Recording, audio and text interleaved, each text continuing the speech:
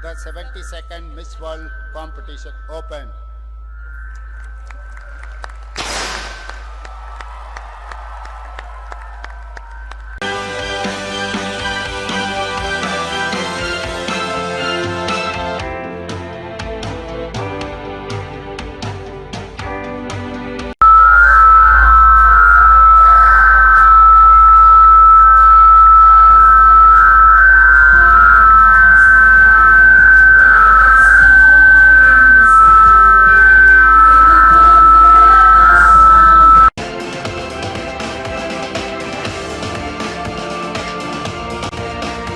Nothing can give any of our young ladies more pride than to raise the flag of their country. But in doing so, they are bringing the world together in unity, in one, in peace and love.